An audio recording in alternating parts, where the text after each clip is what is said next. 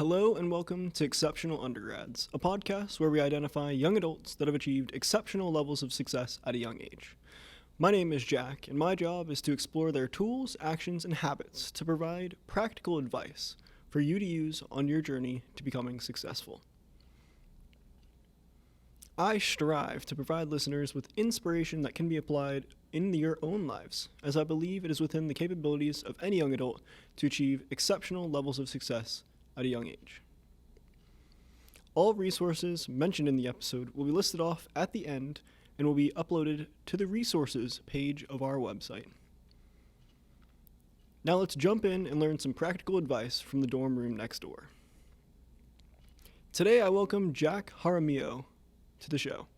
Jack is currently a sophomore at High Point University, pursuing dual degrees in finance and data science. Jack is motivated daily to learn and grow from challenges. He loves to travel and is passionate about living a less traditional lifestyle, one similar to the one outlined in one of his favorite books, The 4-Hour Workweek by Tim Ferriss. I had a blast learning more about his journey towards, as he calls it, an endless summer. We had so much fun that I actually am releasing his episode in 2 parts. So this is part 1 and part 2 will be out next week. In part 1 of the episode, we covered a lot of insightful topics, so expect to learn about Jack's thoughts on networking with like-minded individuals to grow together, his passion for a less traditional path to financial freedom, a deep dive into some of our favorite quotes, benefits of meditation and discipline, and much more. Without further ado, ladies and gentlemen, Jack Jaramillo.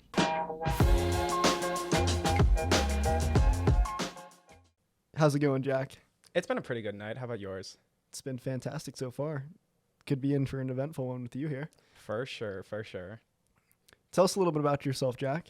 All right. So I'm a sophomore at High Point University. I'm originally from Coronado, California, and I'm studying a dual degree in finance and data science.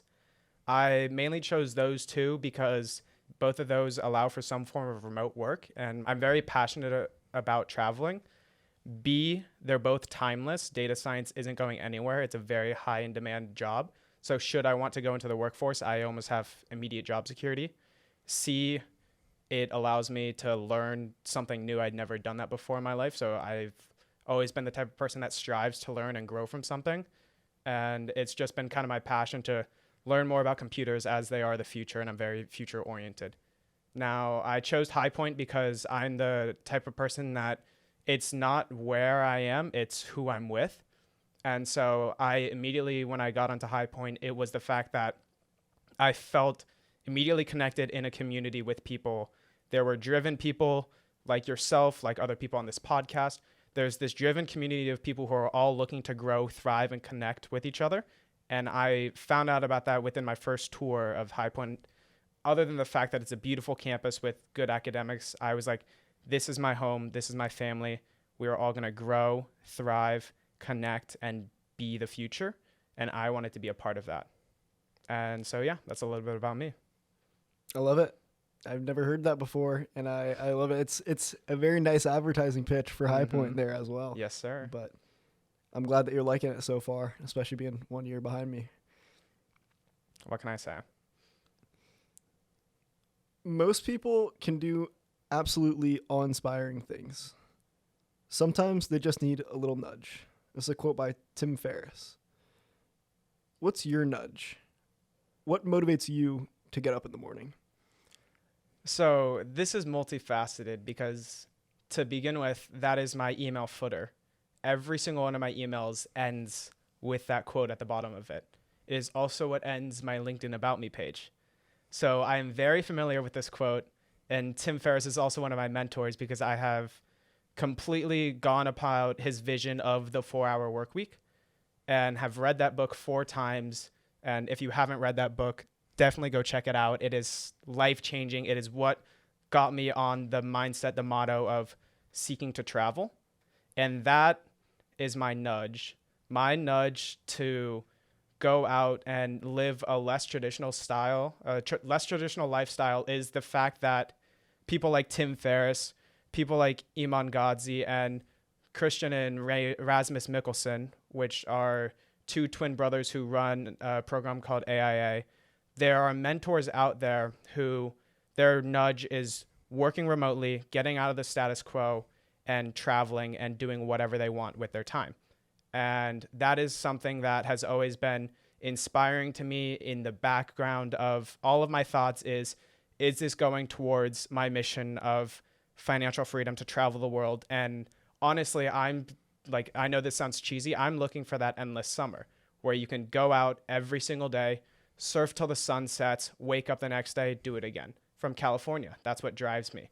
That endless summer, those endless waves, lifelong friends, and it's all about every single day I wake up and I'm like, am I one step closer to that endless journey? And if I'm not, how can I correct myself? What steps have you taken so far, day in and day out, or I should say daily, to move forward towards that goal? So do you want what I've done today or just in general? Go in general, and then you can say today as well. So in general, it's very much so. My mom always told me this, that I am not the type of person that traditional college would work for. She's always known that like I can get a position and a job of whatever I've wanted should I choose to go after it. And that I would set myself up for college just to do the status quo. College for me is creating those lifelong friends, those lifelong bonds. And that's what a majority of my time is now. To start fulfilling that is creating those connections, those friendships, those memories with people to then take along with me. So every day I am looking for people to bring along with my journey and maybe enlighten them and have them sort of live the same lifestyle that I strive to do. Tell people about the lifestyle that I want to live, make them recognize that it's possible. It's not some sort of fantasy. There's thousands of people that do it all the time, and you can truly be one of them.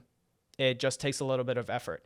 Now, in that effort standpoint to start living that lifestyle, going back to what I said earlier, I am in a program called AIA, which stands for Audiobook Impact Academy. And what that does is I self-publish books in a niche field that isn't very much so fulfilled on Amazon, and publish books for readers to gain a knowledge of that niche field and cash flow off of those books to then write more books and get myself to the point where I am financially free because of that. Books on Amazon are very interesting because Amazon fully publishes all the books for you. Anyone can post a book on Amazon. It just has to have references and be pretty grammatically correct. You can have not a majority. You can have some errors still, but it's like there's a checker that tracks to see if you have no major errors. So really anyone can publish a book on Amazon. It's the getting the reviews and getting the traction and the audience behind it is the part that makes it more difficult, which is what the Audiobook Impact Academy helps you through, gets you through the process, how to write the book, how to make it easier for yourself, and then how to get people to purchase the book so you can help them and they can help you. So that's more of what I am doing now in college. I am almost done with my first book, which will be done by the end of the month, and building those lifelong connections to then take with me on my travels. Because granted, I'd still do it by myself because I know there's people out there that I can meet, I can connect with, I can grow with. But I think it would be amazing to take 10 or 20 people that I've connected with in college, bring them all along with me, and if they want to go back to work the job that they're passionate about, that's great. You'll find me in another country. You can come with me whenever you want. And if you appreciate the lifestyle that I want to live, you're welcome to come along with me. So those are the goals that like I've mainly been striving to do on the daily, and what my general mission is while I'm at college. That's fantastic. How'd you get into that community that you were talking about? Was it something that you actively searched to try and find out to help you write these books, or was it something that you randomly stumbled upon one day? Are you talking about the Audiobook Impact Academy? Yes, the Audiobook Impact Academy. Okay. So that was actually found by my mom. My mom was very much so in the same sort of realm of, she was a teacher and then didn't like teaching, so she went to real estate, didn't like real estate. So she like was very much so bouncing between different ventures and has tried like 9 or 10 different online programs, from social media marketing to software as a service to drop shipping to land flipping. And she found the Audiobook Impact Academy, and it really stuck with her how affordable it was to do. You could do it with zero money and still be successful. B, how simple the program breaks it down for you. It really makes it super easy for you to do. And it was those two things that were very appealing to her, and the fact that it genuinely worked. They were like, she had a friend recommend it to her because her friend had quit her teaching job after she made it big with the books. She'd written 2 books and was cash flowing $6,000 a month. And it was the fact that an average person like a teacher was then able to be successful with that, escape with that, and go forward and be successful, that caught her eye, and she's been working alongside of it. And she recommended it to me as well. I had helped her out when she was doing the land flipping business, and she wasn't unsuccessful with that. It was very strenuous. It was very stressful to her. So she made it out of the land flipping business, sold all the land that she got, still made some profit, but it wasn't anything that she was interested in doing long time, fully committed to the books. She just published her first book, and now she's been lighting a fire under me to be like, you can do this. It really works. Just have to put the time, energy, and effort in. So I really owe it to her for putting me on this track, to igniting the fire under me to keep going and realigning myself with my dreams, with my visions, with my mission. I remember speaking with you about whenever I was writing a book, and I guess multiple books at this point. I'm still working on that. I am not in the Audiobook Impact Academy. Is that what it is? Yeah. I'm not in that at all. This is the first time I've ever heard of it. But I had the same idea at one point to start selling more of information through the form of ebooks. And I remember starting off on that journey and being basically by myself and just literally grinding out, writing a bunch of stuff all the time for that, which that eventually has turned into this podcast. And those books will eventually get released. I'm sure of it, because I know I can sit down and write for hours about things that I'm extremely passionate about. But I remember meeting you the first time and hearing you have the exact same name as me and have a very similar idea. And it was one of those things where it was like, wow, not only is this possible, there's someone here who's doing a very similar thing to what I want to do. And it was a very inspiring thing. So I think your point to wanting to network with more people at college and see if you can find people who are also closely related to things that you want to do, I think that is a fantastic thing to be able to do, because I'm your friend because of that. Mm-hmm. Exactly. I remember that day too, when you were very secretive about it, and you're like, oh, I don't know if I should share this. I don't know if I should do this. And then you tell me, and I'm like, I'm doing the exact same thing. This is what you need to do. You shouldn't be doing like this. Break it down into, you need to find your sub niche and then figure out your market from there, and then create your audience. And it's like, you're almost reverse engineering it, creating that audience first and then writing the book, which still could be very successful, probably will be successful, because then you have an audience for that book automatically.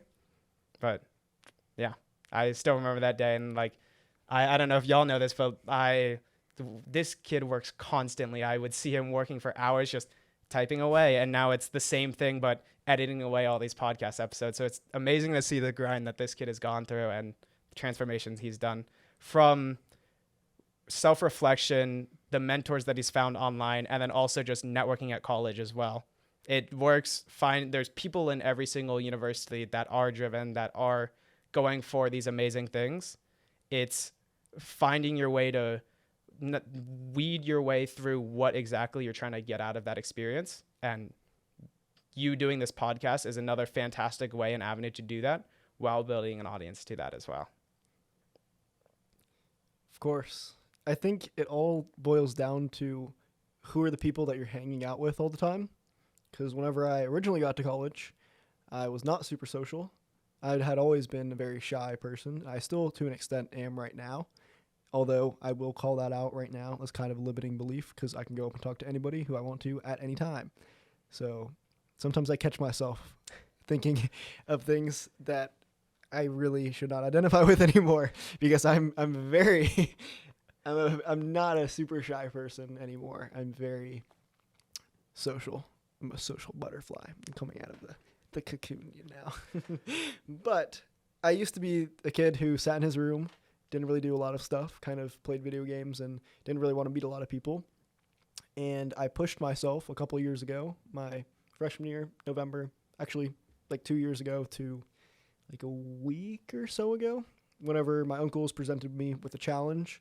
That was like a self-improvement challenge, such as like read more books, go to the gym, it's like start meditating, start journaling, such stuff like that. I took that challenge that they gave me in an attempt to win $50 and went all in for the month of November all the way to the end of the year. Fantastic time. I loved it so much. I have not stopped since. So the challenge has been worth a lot more than $50 to me. But by making some small decisions and realizing that if I pushed myself a little bit harder, put in a little bit more effort, and tried to connect with more like-minded people, if I looked hard enough and continued to search for them, eventually they would appear. And that's what this podcast is about, to be able to find more of those people and explore their knowledge to not only better myself and my guests who I have on, but the audience as well, to make sure that you guys are learning things and making connections with people as well. And then let me just say something too. Going off of one of your points that you said, how one of the things that I constantly strive to do, I used to go to the gym, getting back on that, trying to sort of reorientate myself. One thing that I found has genuinely been the most beneficial is that meditation. There some days I don't do it just because I don't like wake up early enough in order to do so, but it's the fact that every single day that I've just taken 10 to 12 to 15 minutes to just sit there, pause, and start my morning with meditating literally restructures my entire day. And I know the second that I do it, it's a good day. And it's almost like an addicting feeling. And knowing that that simple 15-minute task is like revolutionizing for the day, which is revolutionizing for the week. You make your week, you make your month, you make your month, you make your season, you make your season, you make your year. It's just crazy how that little compounding thing works. And now I don't think I've missed a meditating day or meditation for the past 2 weeks now. And this has been some of the most reorientating, successful 2 weeks of myself, because I'm getting myself back into the habits that I need to reorient myself to. So meditation, fantastic. I can speak on meditation for hours, to be totally honest with you. I started that up, like I said, 2 years ago. I only stopped. I have not done it every single day, unfortunately, because I got sick in January of 2022, and I took off 4 days. So on my meditation app that I have on my phone, I think it says like 600 something, whatever, like days that I've meditated straight. Should go all the way back to November of 2021, of pretty much doing it every single day. And even now, throughout being sick and anything, I always find at least 10 minutes to make sure that I meditate. And I'm usually meditating daily for 20 minutes. And I'd follow that up with journaling immediately in the morning. I do a form of gratitude journaling in terms of just gratitude. I do gratitude journaling. I'll do it in the AM in the mornings, right after I meditate, right before I go to sleep, to end my night off with gratitude. I start up that journaling. I will say like something that I'm thankful for, and then I'll write a phrase that I learned from my favorite artist. His name's Mike. He's an independent artist. Not a lot of people have probably heard of him. He's starting to blow up now, though. I think he's going to release an album soon. Shout out my boy Mike. He's inspired me a whole bunch. But the line that I write down every single day, which I love because I've seen it come true over the past 2 years and soon to be beyond, is I'm attracting the right people, places, things, ideas, circumstances, and opportunities. I trust and believe that they will come to me at the right time. I started writing that down every single day. Like 1.5 years ago, I didn't say it immediately from the start whenever I was journaling, but I've seen that come to fruition, and I truly believe that I'm attracting all the right things into my life. And just by writing that down every single morning after I've meditated and cleared my head and become more present, it just sets you off on the day in a good headspace, knowing that what's going to come to you is what's supposed to come to you. And it's very freeing to have that every single morning, which is fantastic. Mm-hmm. I will say quotes are some of the most impactful parts of my life. Like you just realized, the Tim Ferriss quote that's at the end of all my emails, that's kind of become my professional motto per se, because it's really true. Everyone can do amazing things. It's just they need that little push, that little nudge. And I keep a quotes app on my phone, and any sort of movie I watch, book I read, song I listen to that has anything impactful, it's goes right in that quotes app. Or the quotes note. I think last I checked, I have over 1,000 quotes. And generally what I do is each month I start by reading through all those quotes and just taking the seconds to reflect on all of them. I can remember I started this my senior year of high school because I was just looking for a senior year quote. And the first quote that I put in there was from The Martian. I can't remember it exactly, but it's along the lines of, through overwhelming odds, I'm going to have to science the shit out of this. Was when Matt Damon in The Martian had to figure out how to grow food on Mars, which is, you can't grow food. It's technically impossible, but through those overwhelming odds, he found a way to do it. And that also became my senior quote too. So quotes played a huge impact on my life, and I'm still adding them to this day. And I would say my new favorite quote is from Avicii in his song The Nights. And I think it's a true embodiment of how I want to live. It's a whole verse. It's the quote, he said, "One day you'll leave this world behind, so live a life you will remember. My father told me when I was just a child, these are the nights that never die." And that is how I sort of think every day is. Every day you're not granted your life. You don't know what's going on today. You don't know what tomorrow is. You just have the moment you're in right now. And one day you're going to leave. One day you're going to go off, and whatever happens after you die, you're not going to be here. So I try and live every single day that I can remember and have an impact, and ensure that what I'm doing has an impact on my life and on others' life. And these are the nights that never die is one of the most important parts to me, is because you never know what's going to happen. Like, don't know what I'm going to do tomorrow night, but whatever's going to happen, they're never going to die. They're going to stay in my memories. And generally it's my nights that I remember most, because it's where I build the most connections with people. The best memories with people always happen for me from like dusk till around 9-10 o'clock. Those are the times that I remember. Those are the times that I have the most impact. And especially as this podcast happening at night too. This is another night that's never going to die, because it's the first time I've been on a podcast, helping you build your business, helping you build your audience, while also being able to have an amazing conversation with one of my good friends. Another night that's never going to die. And so, full circle moment, quotes, very important, very impactful. I would say you get the chance to just start writing quotes down, especially ones that truly go with your motives and your missions in life, because they're the ones that have the impact, and they're called quotes for a reason. They're important, and those are someone's words, and that's how people want to be remembered by, is in their quotes. So why else would you not want to live in someone else's memories and how they want to embody themselves through their words, through their mission, through their life? I love that. I started writing down quotes a while ago in my notes app, which is hilarious that you bring this up. But not only did I start writing down quotes, but I also started writing down any sort of thought that comes to my mind where I feel like it might be somewhat important to myself.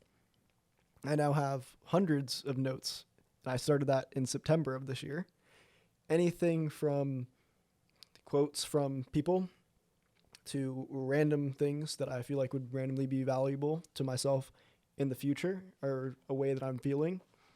And these quotes per se from myself, just random thoughts, have become a lot of my motivation and reminders to continue to work and to strive to do the best that I can every single day. I know one quote in particular that I always think of. This is from myself as well. I guess, yeah, it's my quote from myself, or at least a thought that I had that I wrote down. It's pinned in my notes app. I have multiple pinned notes as well, but this one in particular because it's the thing that comes to mind whenever I'm working for hours and I'm tired, and I'm working for hours, I'm tired, and it's hard and I want to give up. The actual thought that comes to my mind after working on this stuff so hard for a while is, last time I checked, you still have more work to do, bro. And as funny and maybe cringy as that quote is, it reminds me that I have a purpose to continue to work to make sure that in the future my hard work pays off. And it's one of those things that if you just implement quotes or important messages into your brain after seeing them for a while and really identifying with them, you'll remember these quotes that will push you past your limits and past your perceived limits, because that's ultimately when the best work gets done. Whenever you're doing hard work, especially whenever you do not feel like doing it, those are the times that really push you to become successful, rather than the times when you kind of just show up, half-ass the stuff, and call it work because you're sitting in front of your computer or you're kind of writing a book. Anytime you halfway do something, it's not going to work out. You have to give 100% in whatever it is that you're doing at that time. And that goes for writing a book, doing a podcast, doing schoolwork, being in relationships with people, having friendships, eating food. If you're not 100% in on whatever it is that you're doing at this moment, then the quality of whatever you're doing will be lower. And I don't want to live a life of low quality. And that's why I started telling myself, how you do anything is how you do everything. Don't cut corners in schoolwork. Don't literally cut corners whenever you're walking home and it's a very easy route to walk right over a field of grass and where there's nice plants, whenever you could continue to walk around the sidewalk and not mess anything up. Don't cut corners whenever you're doing work, whether that's schoolwork, whether that's work for a podcast, or it's work for writing a book, whatever it is. How you do anything is how you do everything. And when you make that your mentality, all of the standards in your life are raised, and it completely shifts your mindset to make you become a better person. I could keep talking about quotes forever. Another quote that came to mind, it's more so like a short phrase that sort of came to mind when you were talking about this, is it's in bold and underlined at the top of my notes app. It's just, build your castle. A castle is a very intricate piece of artwork built for protection of the nobility, but also harboring all your villagers in order to give them safe haven to thrive, work, and live. And that really applies to how I want to live, because I need to build my castle. I need to create protection for those around me who I want to take care of, create the most intricate, beautifully designed piece of architecture, aka intricate relationships that work well, that survive hardships, survive invasions, and I want to have that castle, but you got to build it first.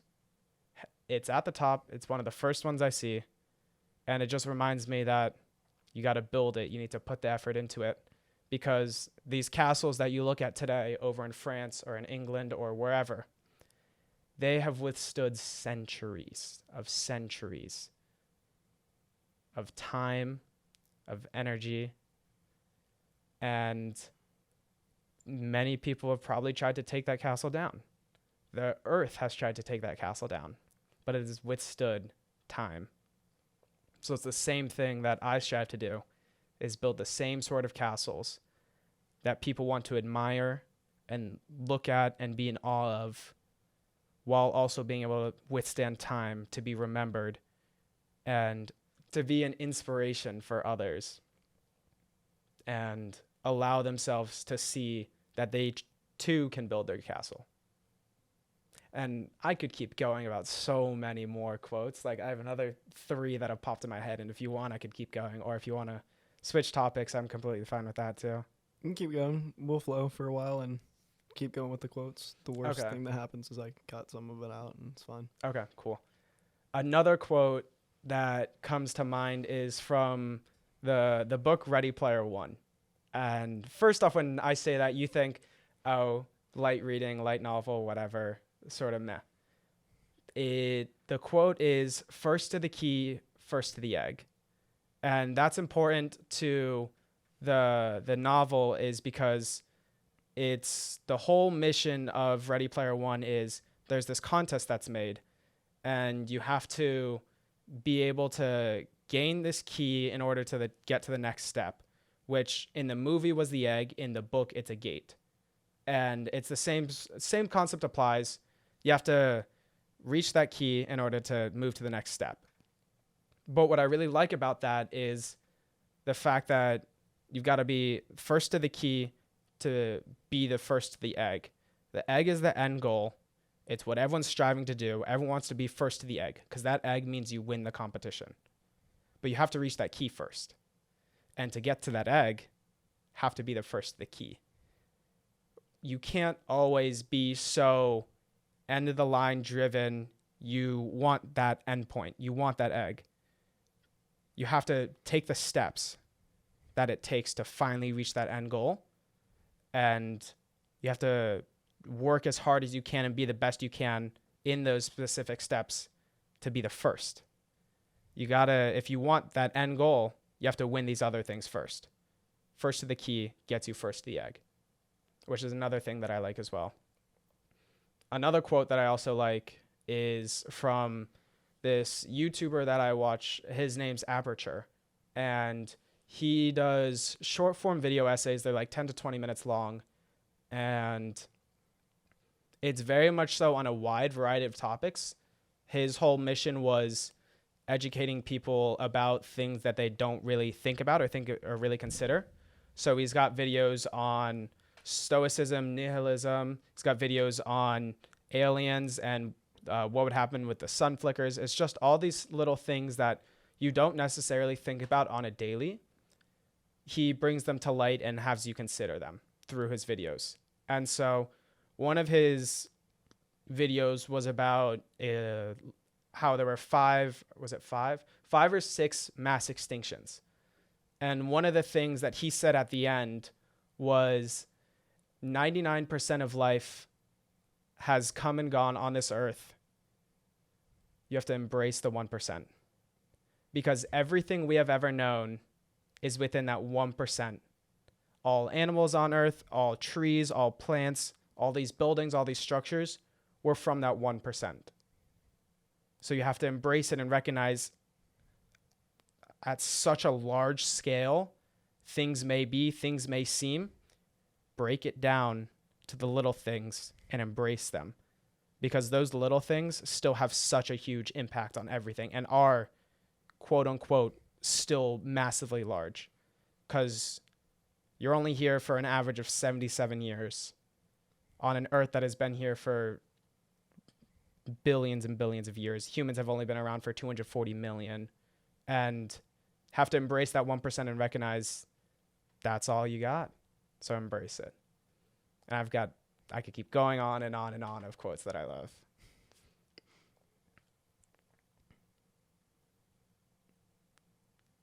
The thing about quotes is that they hit everyone differently, and you have to discover which of these quotes, of the many, many, many quotes that are out there, hits hardest for you in your life. Another one that I use the example of, and it's also in my notes page, is a quote from Alex Hermosi. It's this is what hard feels like. This is where most people stop, and this is why they don't win. And there's been many times for me where I've leaned on a quote like that, and other ones as well, to just help me understand how often have I thought that this journey was going to be easy in anything that I've done. I can speak from experience of a lot of crazy things that have gone on in my own life in the past, and things are always a lot harder than they seem. You might think that you could just write a random book on something that you kind of know, and it's like not really that hard. It should be pretty easy because I know most of the topics. Or I should be able to make a cake, but I realize I don't have eggs at my house. Random examples. But there's complications in pretty much everything, and expecting things to be easy can lead to a disaster. I believe that you should always over-prepare for any situation that you're in. That's why I spend hours preparing for podcasts with people, even though I'm a few episodes into this podcast. That's why I spent a long time figuring out exactly what I wanted to do with a lot of different things, specifically this podcast, with the books that I've been working on, a plethora of different things. And I think that being able to plan stuff out and see a vision for the future and over preparing in a way can help negate some of the unknown that's going to happen.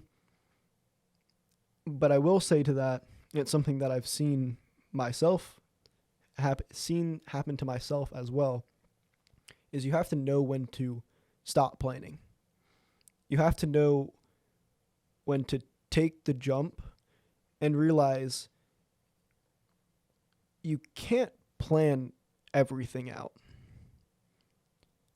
If you keep planning the entire time, you're going to be stuck there with a map to where you want to go in the exact same place that you started and you've been at for ever since you started with this idea. You might have more knowledge, but we learn best through doing, and you can gain a lot more knowledge by going out there and starting to do whatever your idea is no matter how bad it might be in the start.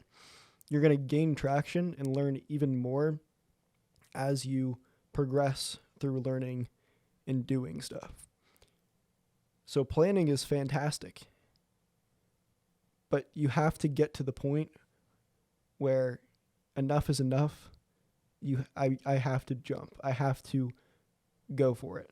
Because if you don't go for it, that's when you potentially look back in 30 years and realize, I could have been great. I could have done all this stuff. I prepared. I have in my Google Drive pages upon pages upon pages of things that I was going to do and the plans that I was going to do. But those plans mean absolutely nothing if you don't move forward. And that's the thing, is nothing ever goes to plan either. So if you end up with a long plan, you haven't made any mistakes, you haven't learned anything from doing and following the plan. You could start this plan, the first thing that you have, you might have an entire footprint, an entire path carved out for you that this is exactly where I'm going to go. But it's raining on that day, and now the path is super muddy, and you take 2 steps on it, and you realize, wow, I should be going a different way. And you would not have known that if you didn't show up and started walking down that path. I think action is the most important thing that you can do for growth, to learn things, to improve yourself as a person, to get yourself in the direction of becoming successful. You have to be willing to go out there and challenge yourself and potentially fail. And failure for me is just feedback. At the end of the day, as long as I'm learning, I'm growing. And if I'm growing, then I'm moving forward and I'm improving myself. And my goal is to be able to become a better person every single day and challenge myself every single day to make sure that I keep learning and keep growing. And if I do that, then I've achieved success during that day. And achieving small successes, challenging myself throughout days, that's what's going to build up to major success over time. And I truly believe that. And it all starts with one step down a plan that you only have a few words of potentially. Yeah. I will say that that's something that I have recognized as of recently too. And it's like more of my days are now pivoting towards that action steps, because I've been planning the books since I was 16, and I had it all ready of what I was going to do, and then found out I had to be 18 to publish on Amazon. And I was like, well, shoot, guess I have to wait. So then 18 rolls around, and I do initial work on it, and then come back my spring semester of freshman year, and I was like, just got completely disoriented and didn't work on it at all. And then it was over the summer that I realized that I had it all set up, it all ready. I just have to move on it. I just have to apply it and just do the work. And so now, here I am, almost 19, with it almost done, but it's got these last things, these last steps that are definitely the hardest steps to do. And I can feel myself also retracting back to that level of comfort of second semester, freshman year, and just not doing it. But then I also think back to summer me of how much work I put in over the summer and how much success and failure I gained throughout it all, how much I've grown from it, how much I've learned and adapted from it. And now I'm that much more motivated to finishing it, to getting it published, and then getting back to work on the next one, to keep going from there and there and there. And if I keep failing, I keep failing. The mindset that kind of works for me is the worst case scenario is I figure life out without that mission, without that dream of traveling all the time, work for a couple of years, figure out how to reorientate myself, and then hop back on that same dream of traveling. It's the vision that I've had for myself, and it's how I plan on living. And worst case scenario, I just keep working. It doesn't go exactly as planned, but like you said, nothing ever does. The vision is clear. I have it all laid out slightly.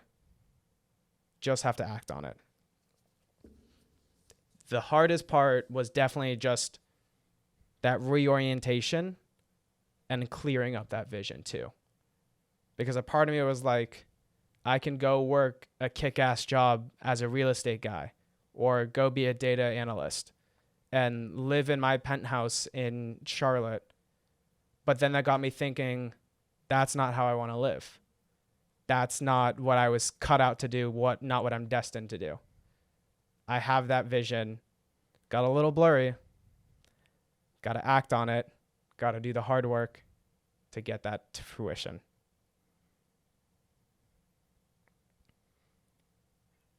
My dad always tells me that inaction is a killer, and that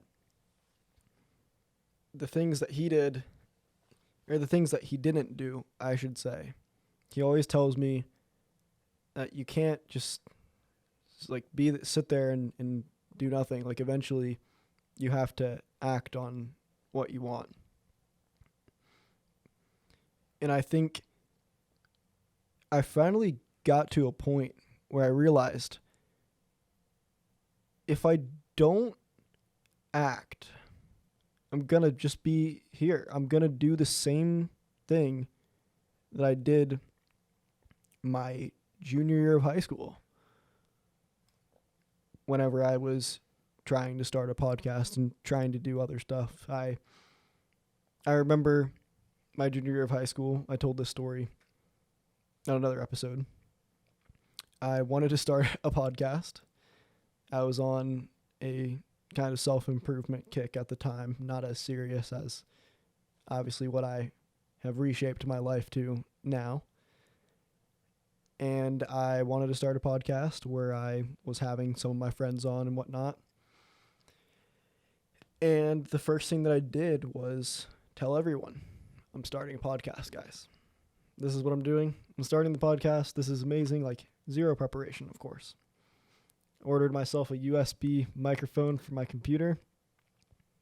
That was it. I was like, I'm doing it. I signed up for, I think it was Anchor. I don't even think that that's a real thing anymore. I think Spotify bought that a little bit ago, which is hilarious. But I remember kind of planning the stuff out and releasing a random trailer, whatnot. And I ended up putting an Instagram story. I remember it very vividly. It was a poll, and it was something along the lines of, like, I don't know how to I've not figured out how to record with two microphones yet. This is, of course, like a month or something in of me saying, I'm going to do this. Should I record now, start recording the podcast with one microphone, or wait until I figure out how to get two of them and have it work? I have no idea what people voted on that. It was a while ago. And most people from my high school probably don't remember any of it at all because it's not very important. But I've used that and thought about it lately because after that story went up, it didn't really matter what the whole voting happened. I just never took action on it. I never really learned how to do anything. I kind of half-assed the stuff, and I realized I can't do that. And I think that was a big step for me in looking back at my past failures and learning from them and saying, you can't just shout stuff out all the time and not take any action on it and not follow through. I'm a man of my word now. So if I say something to somebody else and I tell them that I'm going to do something, I make sure that I follow through. I practice this at least once a week on my days that I do cardio and abs in the gym. That's usually the time that everybody skimps out, doesn't really want to do that, especially if you're somebody who is like a big gym bro and like lifts all the time. Usually cardio has a bad rap of, I'm not going to do this. Like, who cares? I don't need it. I saw that the exact same way. I hate running. I hate walking. I was never a person who trained their abs at all.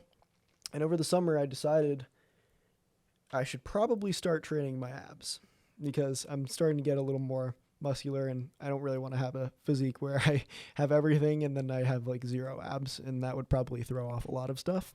So I just told myself from now on, you just got to hit the quota. You're doing at least 2 sets of some sort of ab thing at the end of all your workouts. So I've done that now ever since the middle of August.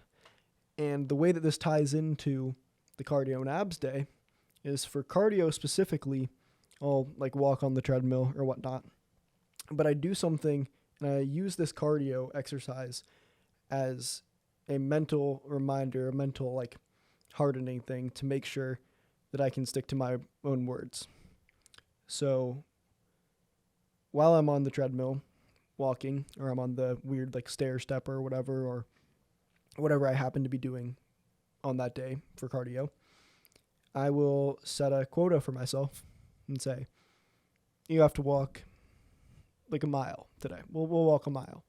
Then usually what happens is I get to a point while I'm walking this mile and I find myself tapering off.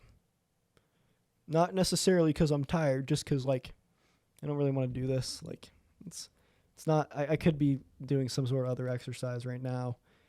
Like this is stupid. I should stop. Like who cares? It doesn't matter. It's not super important. It's not doing too much for me. Usually, as soon as I get those thoughts in my mind,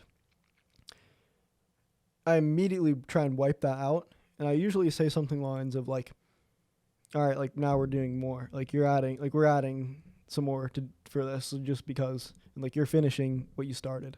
And I have only 2 rules for myself whenever I do cardio nowadays. Number 1 is once I set the treadmill up, whether that is on incline or speed or whatnot, I cannot switch any of the settings. There's no going down. There's only if you want to, you can go up.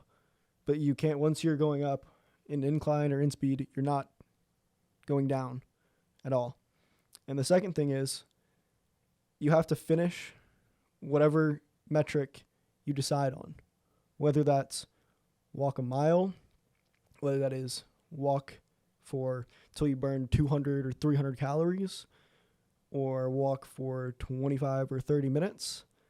Whatever that metric is, you are not stopping until you finish. And the good example of this was the other day. I decided I would continue to walk, and I said I would do it for a mile, and it popped in my head because I started walking backwards. I think that there's some benefits. Don't really quote me on that. I don't really know too much.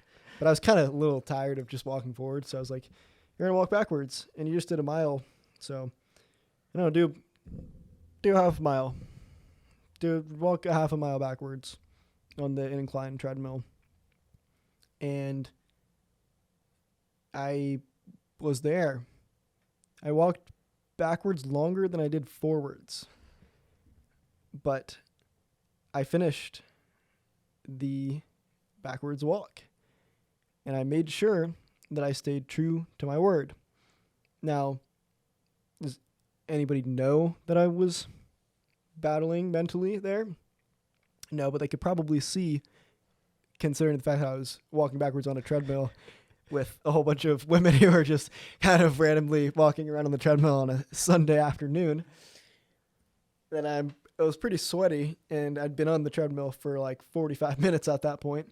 But I knew in my head that even the times whenever I thought that I was going to quit, I thought that I was done, I remembered I still have to keep going. I have to make sure that I can hold myself accountable to these standards that I set myself, because how I do anything is how I do everything. And if I hop off that treadmill early whenever I still have more work to do, or I stop editing a podcast, or I stop preparing for a podcast, there can be massive repercussions behind that. And the last thing that I want to have happen is say, I did not keep my word. Because keeping your word to yourself is the most important form of trustworthiness that you can ever develop. Forming that discipline, forming that trustworthiness with yourself, it builds upon your relationships with everyone else. If you cannot keep your word to yourself and you haven't established that discipline, that trustworthiness with yourself, all of your other relationships in your life are going to suffer. As soon as you start doing small things for yourself, to hold yourself accountable, then you're able to build stronger relationships with other people, form the trustworthiness with other people, and help other people do well in their lives. Because I truly believe that helping other people become successful will make you become successful. And it's the easiest way. That's a quote from Jack Canfield. I didn't have it exactly as he says it, but he's the author of The Success Principles. I loved that book as well. It was fantastic. But I truly believe that if you start with yourself and craft yourself into a person who's trustworthy, whether that's through completing work, eating or not eating certain foods, or discipline of going to the gym, or of any sort of habits that you have in your life. If you can figure out yourself and how you can trust your own word, other people will start to trust you because you follow through on things. No one likes a person who doesn't follow through. And there might be times, and I'm still working on it, of course, where I maybe won't give an answer to people, or I'll say like maybe or something like that. And those are the times where it can be a little fuzzy because maybe I won't show up to something that I said like maybe to, because I didn't really give them a full answer. But if I tell someone, yes, I will show up to this, I will be there. It happened last night. I was supposed to go to an intramural volleyball game at like 9 o'clock. And I was working on editing all this stuff and I didn't want to go. But I knew that I needed to come through. I gave them my word. I have to show up. Whether or not I want to go to this game, it doesn't really matter too much because I told them and I told myself that we're going to this game. So you end up forming a trustworthiness in yourself, which helps form better relationships with other people. And ultimately, you're with yourself 100% of the time. If you cannot figure out how to become disciplined through more delayed gratification activities and other activities that help you become more disciplined, then you're going to struggle. And it's a very tough road. And I can speak on that having remembered and been through tougher times whenever I didn't have a grasp on my own discipline. But once you figure that out, you realize it's a lot better this way, to know that you are in control of your life because you have that trustworthiness. You've established that trustworthiness with yourself, so you can establish that trustworthiness with other people and ultimately grow as a person and grow other people for the better. That's something that I'm reorientating myself back on too. I am very much the type of person that says something will get done, and yes, it'll get done, but I always create this calendar for myself of, okay, I said it'll be done by Friday, and I end up not starting it till like Wednesday when really it should have been started Monday. So it's never been an issue of saying I'm going to do something. It's been an issue of me planning incorrectly, because I am probably more social than you are in some standards. I'm very selective in who I'm social with. And so because of how selective I am, I'm very much so, if someone says they want me to go do something or I see the opportunity to interact with someone, I drop whatever I'm doing and go hang out with them, because it's the fact that I'm so selective, I'm so picky that those times are rare and I know I'll get the work done later. But nowadays I'm more like, I catch myself. I put myself in an environment where I can get work done but also be social. And I've now been catching myself switching from that be social and get work done to just get the work done because I'm holding myself back to that discipline and getting myself back on that delayed gratification of I'd rather tell people that it's done than it's getting worked on. Granted, I did tell someone today that I'm still working on the book. It's not done yet. Job's not done. And I need to just reorientate myself back to that delayed gratification, that getting the work done, prioritizing that, because should my vision work out, when my vision works out, it's everything else will figure itself out in the first place. So I am on that grind of doing what I say correctly the first time and then getting back into those more disciplining habits. I'm getting back this week. I've started reading every day, 30 minutes before bed. And I did that to start the semester, where the first month I would read one of my books before I go to sleep. And then I did that. And then the semester started getting busier. I started taking time away from that. Now I'm getting back into that. So it's these ebbs and flows I've noticed of my disciplinary actions that I just need to solidify, level out, and level it out high. So doing internal reflection, looking to mentors, and seeing people like you who have it working, who had it going for quite some time. Very motivating, very much so lighting a fire under my ass, because that's kind of how I operate. It's unfortunate that I have to see someone doing well for me to be like, oh shoot, I can do it too.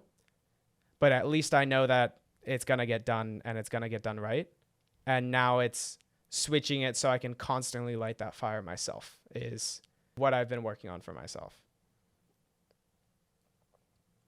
Yeah, the aspect of figuring out how you can motivate yourself is very interesting to me, because sometimes you find yourself very unmotivated when you wake up in the morning, but you still have to get the work done. I mean, the work needs to get done. Like, what is there else to say? What else is there to say?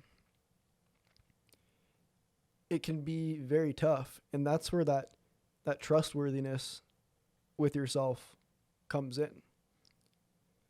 You have to know that no matter what happens, whether it's the motivation of, I have to do this because there are people out there that need to be helped. There are people out there that need the information that I'm providing them. Because if I myself, my freshman year, came to the school and was a lot very depressed and pretty anxious and closed myself off and didn't know what in the world I was doing, if I had a podcast like this, or books, or mentors around me who were there for me and gave me that nudge that Tim Ferriss was saying, thankfully I was able to get that from my uncles, of course, and run with it. But it's one of those things that's if I don't have that motivation of, like I need to make sure I'm doing this, you got to have the discipline, you got to have the trustworthiness for yourself to make sure that you come through day in and day out and realize I'm putting in the work for something bigger than myself. I think people might have a purpose that they have to do or complete and work on right now, like a layer of some sorts where like, this is what you're working on now. This is what you should be putting a lot of effort into. But it all goes back to the Jack Canfield quote of the easiest way to become successful is to help other people become successful. And I learned through starting my own business a while ago, my senior year of high school, just teaching children baseball lessons. Whenever I played baseball in my senior year of high school, had some extra time, wanted to make some money. My entrepreneurial spirit was really riding itself out. Ignited, I should say. I couldn't have myself sitting out there in the Texas heat selling lemonade anymore. I needed to do something bigger. And there's just something about, for myself, helping other people. And I learned that through teaching children baseball lessons and getting to see them evolve from a kid who barely knew how to hit and is like 5 years old and can't swing a baseball bat to save his life, to being able to actually hit the ball and understand what is going on. And I ran into, say, the parents of one of the kids who I taught like a couple of years, probably like a year ago. And I remember them telling me that their son still runs around the house and is playing baseball, and he'll like swing a bat or whatnot. And he'll say, "Oh, that's what Coach Jack taught me." And I remember kids afterwards like coming over and like giving me a hug because they were just so excited because they were playing baseball and they were like, just so happy. And it's those moments for me that really remind me I have a bigger purpose in my life to help other people. And that's something that I enjoy doing, whether that's through a podcast like this, whether it's just having conversations with friends or meeting new people and just giving them my perspective of life. I need to remember sometimes that at the end of the day, you have to be disciplined. You have to make sure that you are setting that example for other people. And as hard as it is to get up at like 5:30 in the morning and pull yourself out of bed before your classes and well before your classes sometimes and work on stuff that can be hard, it's worth it. Even if it only helps one person out there. That's huge, especially when you realize if I didn't have something like this, and that's the fuel. I need to make sure that I give people something that they can learn from, even if it only helps one person. That's the mission. I need to make sure that I can provide people with information that I find very valuable. They can take the context however they want to. And as long as it helps one person, even if it doesn't help anybody else, I get to learn. And if I'm going to continue to learn, it's like how I learned over this past summer. I started up another business, a social media marketing type thing. It completely flopped because I didn't put a lot of effort into it because it wasn't the thing I should have been working on at the time. But I learned how to build a website from it. I learned how to build this website. I took those skills that I had, and even though that entire thing completely blew up and was a complete and utter joke, to be totally honest with you, I learned a skill from there, and I was able to apply it to this podcast and this business. I woke up at like 4:30 in the morning, which for you guys I would get up at 5:30 anyway, so like that's not that bad. I just went up. I woke up an hour earlier. I should phrase it like that. And I built a business. I built a website in a couple hours before class in the morning because I felt like I needed to. And I built a good website because I learned that skill. So even if this doesn't work out, or like you say, even if I happen to fail a bunch of different times on books or for me on this podcast or I don't know, anything else that I have going on, as long as you're growing and you're learning from these things, you're stacking skills, bro. You're stacking skills that are going to help you level up to the next level till eventually you have so many skills that becoming successful in any endeavor that you want, it should be easy for you because you have this stack of undeniable proof back here of all the different things all the different skills that you've worked on. And as long as you don't view all of this stuff as failure and it's just acquiring skills and acquiring lessons and learning and growing, eventually you should have enough.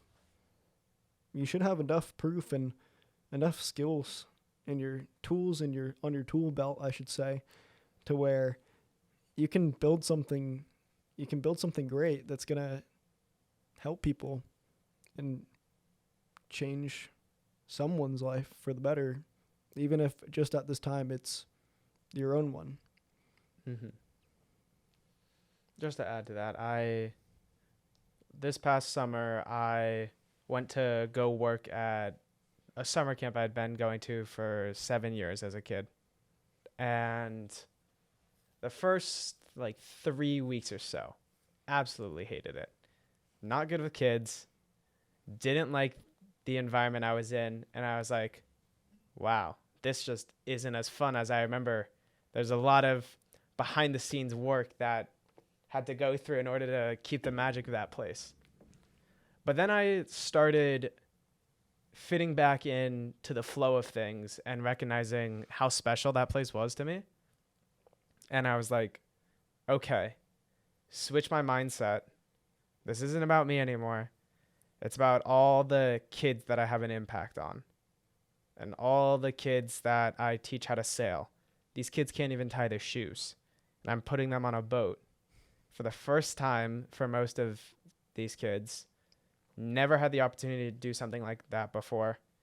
And they're in complete control of how that boat moves, steers, and they have complete freedom. And for me, when I did that the first time, that was life-changing for me. And it was the fact that I reoriented my mindset and shifted the way I thought about how I was doing it.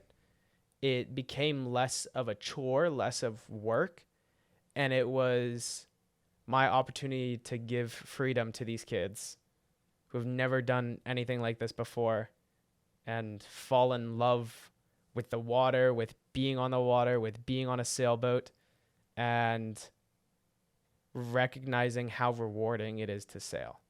Because I don't know if you've ever been on a boat, but for a small vessel, it can be done with one person where you control how the boat moves with steering, and then you also have to keep in mind of the sheet where you pull it in depending on where you are in relation to the wind, let it out, yada yada yada.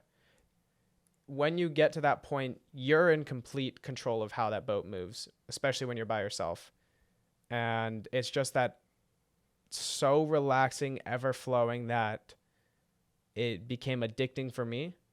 And then getting these kids hooked on it, getting these kids addicted to that. There was this one camper, he was in my cabin and he was only there for 2 weeks. First time there, first time at any sort of sleepaway, very nervous. And boy, did this kid drive me nuts. So annoying, so very agitating, didn't get along with anyone else in the cabin, didn't want to do anything ever, and would just sit on the porch. And that Thursday, I was like, you know what? I'm not letting this kid get the best of me. I took him on a sailboat, and from that moment on, good kid, completely was enjoying it, loving it, no longer homesick. And it's the fact that I unlocked something for him to find a passion, for him to truly enjoy and give him that sort of freedom is what's keeping me going back. I'm going back this summer now again.